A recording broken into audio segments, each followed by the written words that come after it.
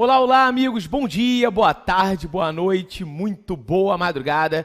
Meu nome é Cristiano Sobral, eu sou coordenador do curso de Prática em Responsabilidade Civil e Direito do Consumidor. É um grande prazer estar aqui com todos vocês. Pois bem, deixa eu me apresentar. Eu sou advogado no estado do Rio de Janeiro, doutorando em Direito e autor de diversas obras jurídicas. Nesse curso, não temos o intuito de te preparar para um concurso público.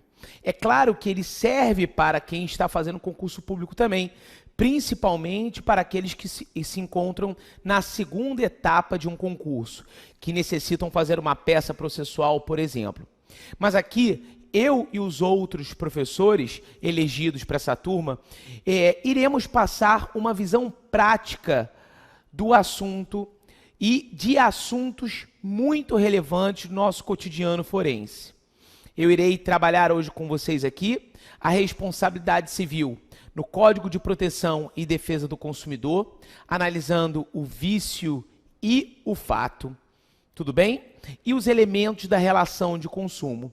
Nós vamos ver a responsabilidade civil pelo vício, quando ela ocorre, pelo fato, quando ela ocorre. Vamos analisar a questão da decadência e da prescrição, juízo competente para a propositura da ação, como hoje eu estruturo a minha petição inicial, de acordo com o atual Código de Processo e o novo Código de Processo Civil. Nós tivemos aí a sanção no dia 16 de março e a publicação do Código de Processo, novo Código de Processo, no dia 17. Teremos uma vacácio de 1 ano, então nesse período já é necessário que você venha se ambientando com o novo Código de Processo. Tranquilinho? Bom, você sabe muito bem que o curso é 100% online, então as suas dúvidas serão retiradas de forma online através do nosso canal de dúvidas, Central de Dúvidas dos Alunos, que nós apelidamos de Sua Mensagem.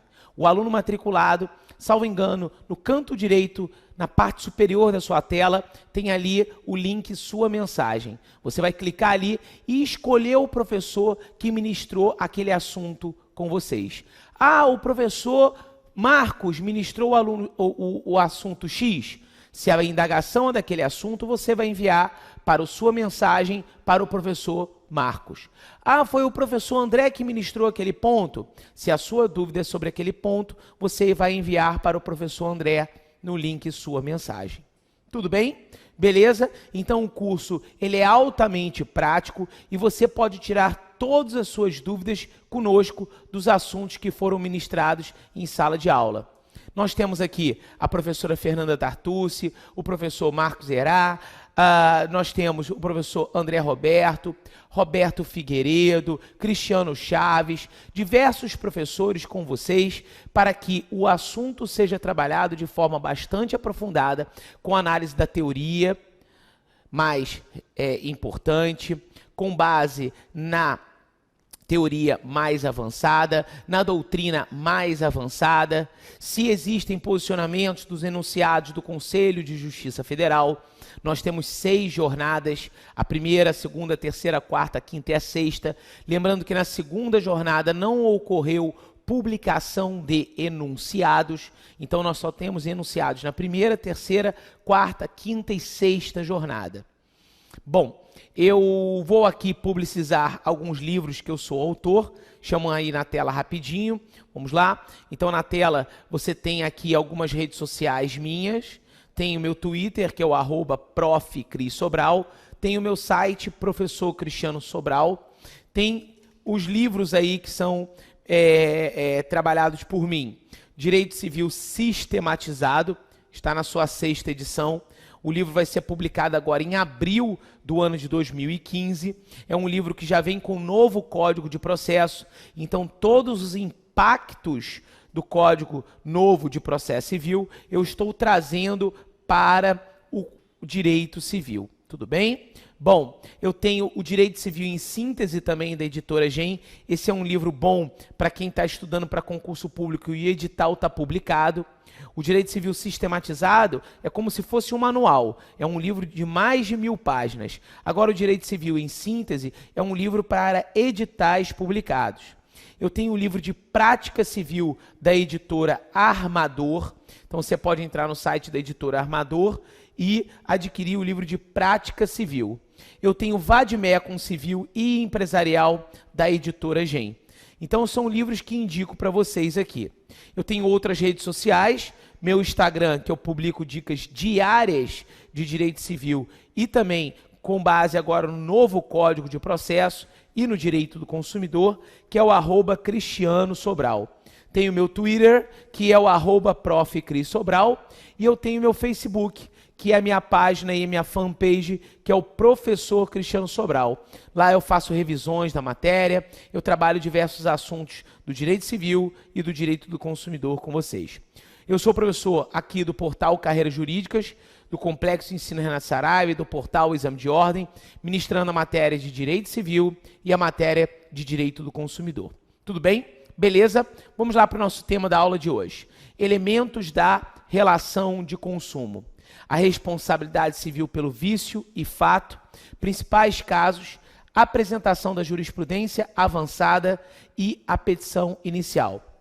Nós vamos analisar aí os aspectos materiais, a apresentação das principais teses e a petição inicial. Bom, relação de consumo. Senhora, você sabe quando se forma uma relação de consumo? Para isso é necessário que você veja a Lei 8.078. Numa relação de consumo, nós temos os elementos da relação de consumo. E você me indagaria, quais são então esses elementos?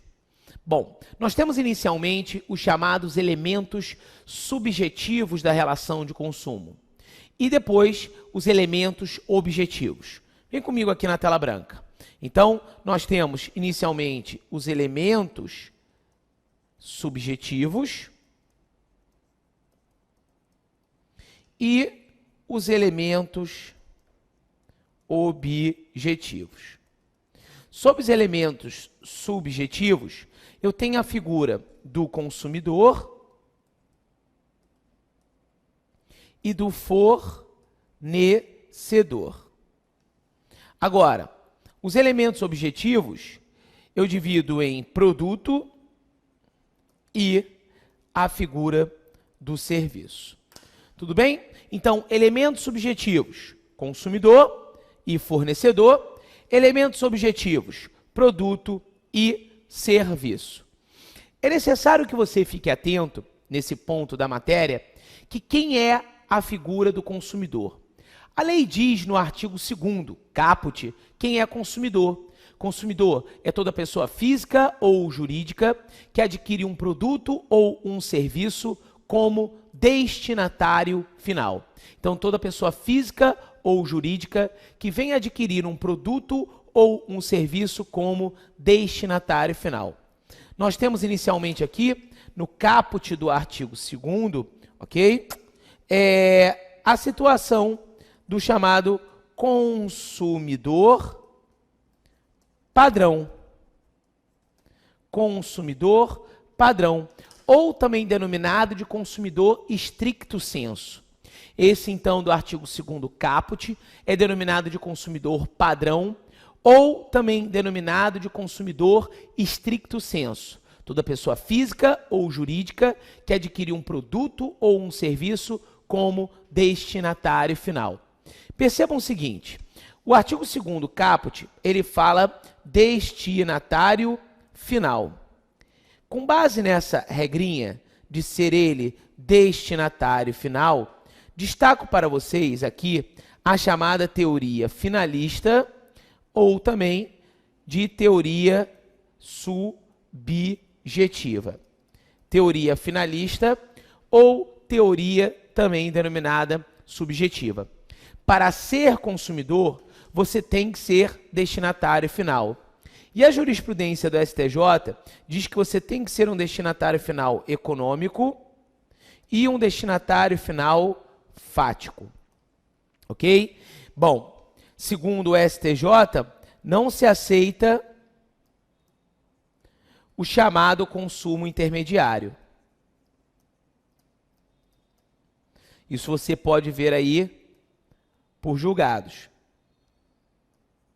Eu tenho um livro de consumidor publicado pela editora Saraiva, que é um livro bem bacana, apesar do nome dele, Direito do Consumidor para Concursos, editora Saraiva, ele é um livro bem prático e um livro de consulta rápida. Você que advoga na área de direito do consumidor, é um livro interessante de você ter aí na sua estante do seu escritório, na sua mesa aí do seu escritório, para uma consulta. É um livro que tem bastante jurisprudência, bastante doutrina, questões de prova para você ter uma atenção.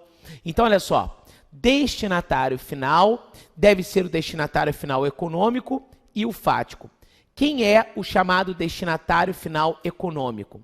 É aquele que dá fim à cadeia de consumo. E quem é o destinatário final fático? Destinatário final fático é aquele que retira o produto ou o serviço do mercado. Então, para ser consumidor, você deve ser destinatário final. Você tem que ser destinatário final, afastando-se a ideia do consumo intermediário. Ocorre que o STJ, em certos casos, ele abranda esse critério subjetivo dado pela lei. O STJ, em certos casos, ele tempera esse critério subjetivo dado pela lei. E se faz hoje o estudo, e aí deixo bem claro, em certos casos, o STJ aplica o chamado finalismo aprofundado. Então, o STJ, em certos casos, aplica o chamado finalismo aprofundado, ok? Finalismo aprofundado. Então, é preciso você ter atenção. O que é essa teoria finalista aprofundada, mitigada ou temperada? Ela discute. Ela trata da seguinte forma: olha, tudo bem, o código diz que para ser consumidor, deve ser ele destinatário final. Em síntese bastante apertada, utilizar o produto ou serviço para um fim pessoal. Ocorre, e é necessário ser destacado, que em certos casos, nós temos que abrandar o critério subjetivo dado pela lei, porque estamos afastando pessoas que poderiam ser tidas como consumidoras, principalmente os casos que envolvem pessoas jurídicas. E lembro que pessoa jurídica, pela letra fria da lei, é uma consumidora. Pois bem, então analisando isso, o STJ, em certos casos, aplica o chamado estudo do finalismo aprofundado. E o que esse estudo do finalismo aprofundado visa aí obter? Ele abranda o critério subjetivo dado pela lei para se abraçar pessoas que estavam sendo afastadas do conceito de consumidor. Mas desde que fique provado, desde que fique ali caracterizada a regra referente à vulnerabilidade. A vulnerabilidade, senhoras e senhores, é a principal característica do consumidor. Eu não posso confundir vulnerabilidade com hipossuficiência. Vulnerabilidade é uma matéria de ordem de direito material, de critério de direito material, enquanto hipossuficiência é uma matéria que envolve uma situação processual, é uma matéria de critério processual. Então, vulnerabilidade é uma matéria vinculada a um critério de direito material e hipossuficiência, uma matéria vinculada a um critério de direito processual. Tudo bem? Então, atenção para essa dica. O STJ hoje, então, explana 4 tipos de vulnerabilidade, transparece 4 tipos de vulnerabilidade. São elas, inicialmente, a vulnerabilidade técnica. Sim, o que seria essa vulnerabilidade técnica? A falta de conhecimentos técnicos e específicos do produto ou do serviço que a pessoa contratou ou adquiriu. Então, a falta de conhecimentos técnicos e específicos do produto adquirido ou do serviço contratado.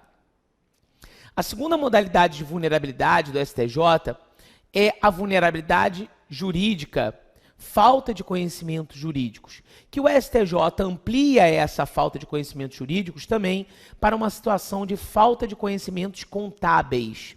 Falta de conhecimentos contábeis. Temos também aqui que destacar para todos vocês uma terceira espécie de vulnerabilidade. Vulnerabilidade real ou também denominada como vulnerabilidade fática. Então, vulnerabilidade real ou também descrita como vulnerabilidade fática.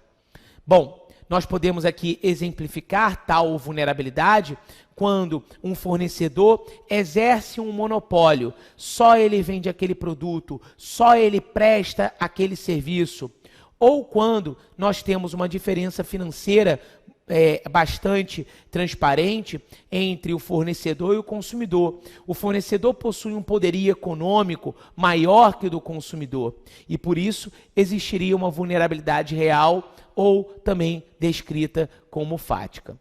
A última vulnerabilidade transparecida pelo STJ é a chamada vulnerabilidade informacional.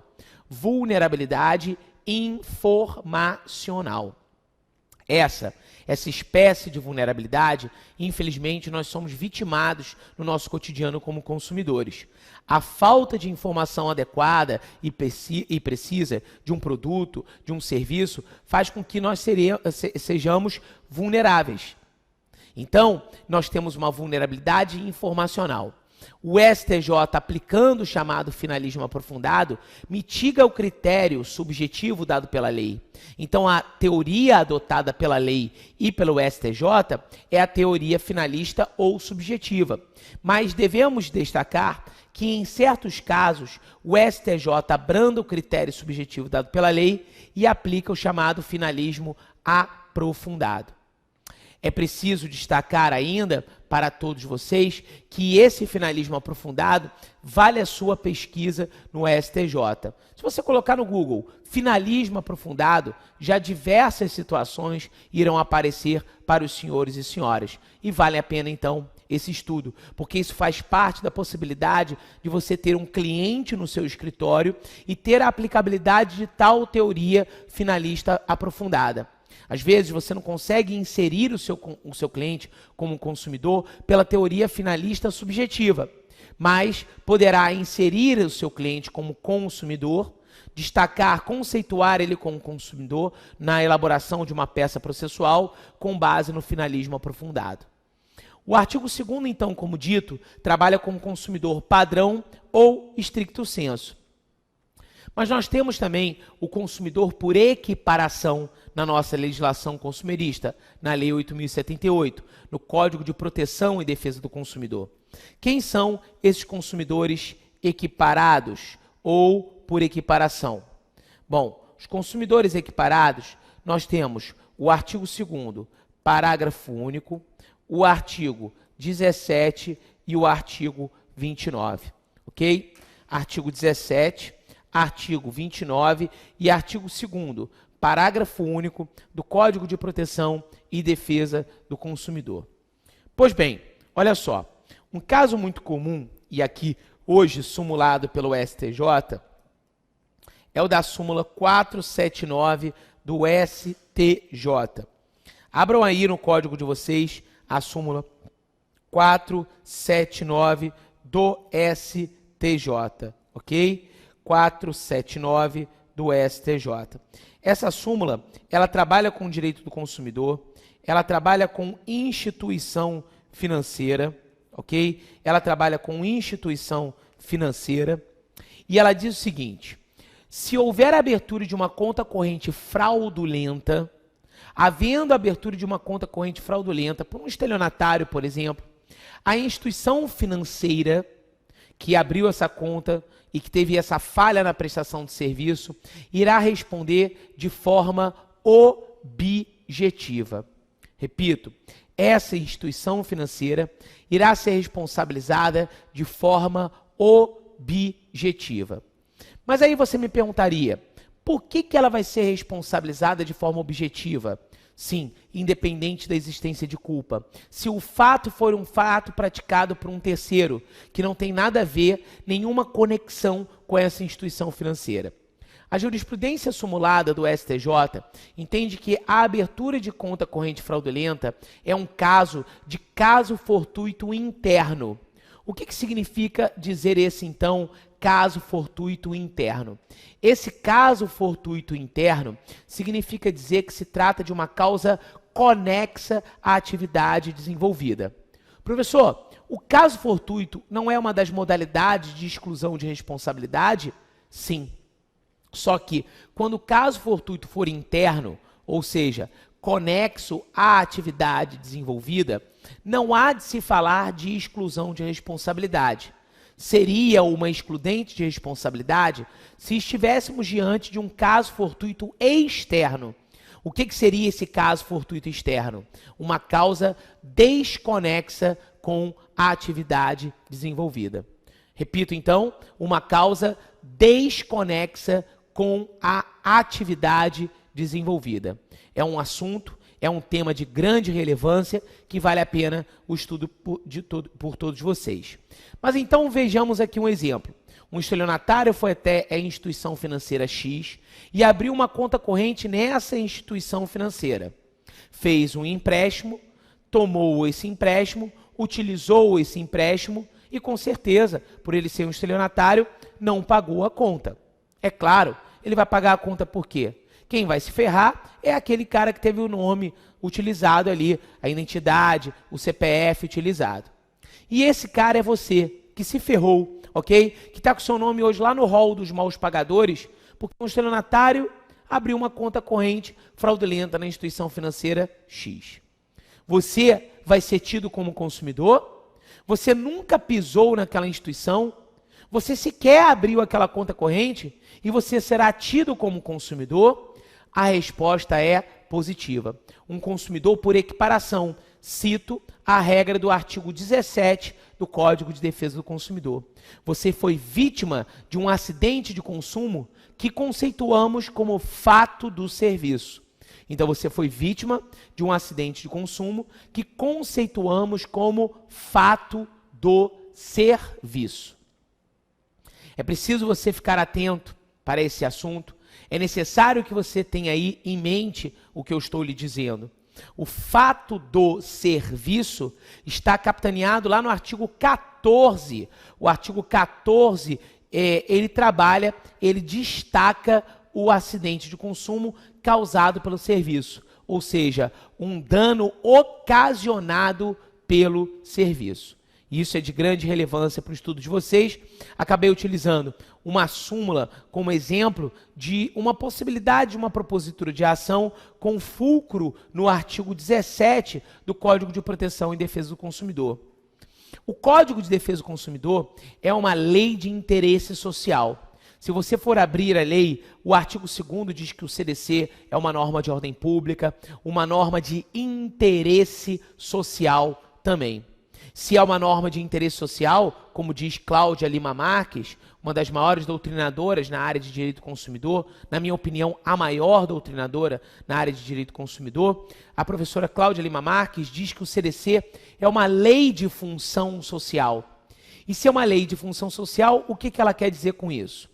Ela quer dizer que se trata de uma lei em que se preocupa não só com os interesses dos particulares vinculados à proteção da dignidade da pessoa humana, mas se preocupa também com interesses da coletividade, em síntese, com interesses meta-individuais. Então há uma preocupação com os interesses individuais relativos à proteção da dignidade da pessoa humana e também interesses meta-individuais, interesses da coletividade.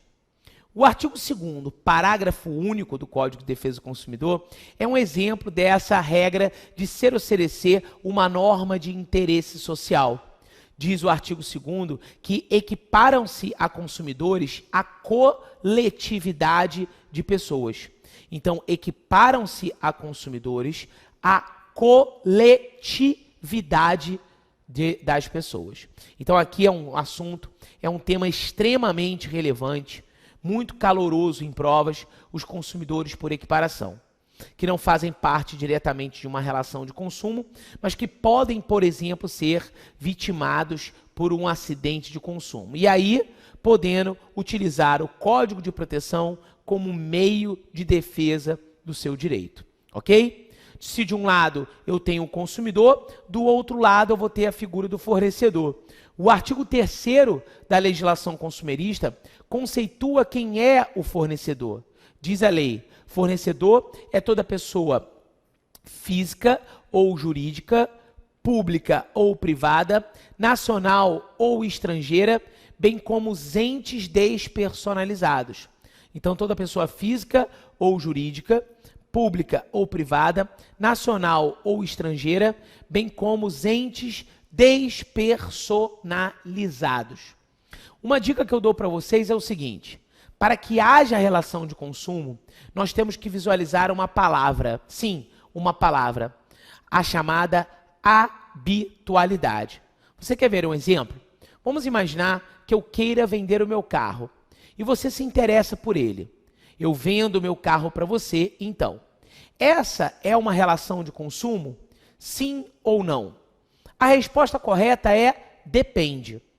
Cris, se você vendeu o seu carro porque você não gostava mais dele, ou ele era pequeno, ou você só porque quer comprar um carro novo, você vendeu ele para fulano de tal, não haverá uma relação de consumo. Será uma relação regida e pautada pelo Código Civil, ok? Será uma relação regida e pautada pelo Código Civil.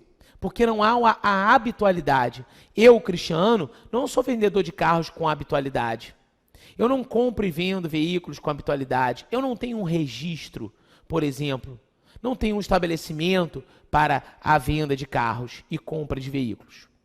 Agora, se eu sou um comprador e um vendedor de veículos com habitualidade, mesmo que eu não tenha um registro, que eu seja uma pessoa que possua sempre um dinheiro na mão e aproveita as oportunidades que aparecem, compro um veículo pelo preço X e vendo ele pelo preço X mais Y. E faço dinheiro assim.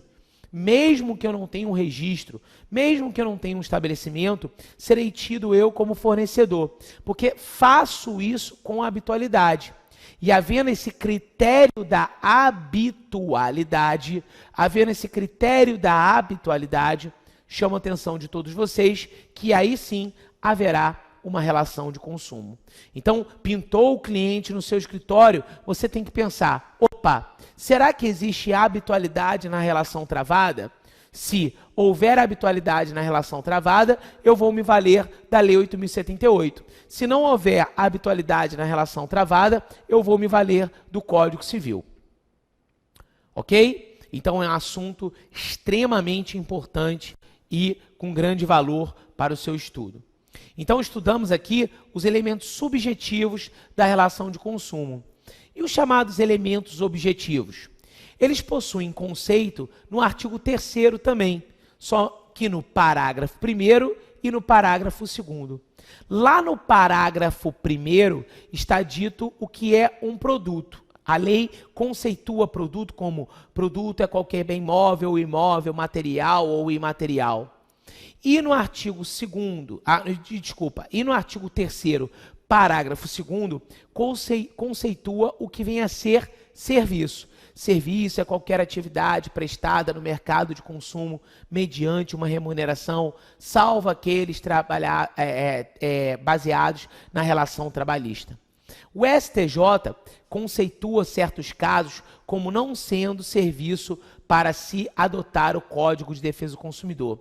Por exemplo, a relação entre franqueado e franqueador não se aplica o CDC. A relação entre condômino e condomínio não se aplica o CDC. A relação entre locador e locatário não se aplica o CDC. A relação em que envolve crédito educativo não se aplica o CDC. A relação que é travada com serviços notariais não se aplica o CDC, diante da jurisprudência do nosso Tribunal da Cidadania, do nosso STJ. Então, nesse primeiro bloco, nós aprendemos os elementos da relação de consumo, visando aprofundar e aí trazer temas para que você tenha o preenchimento da sua devida petição inicial. No próximo bloco, um assunto novo.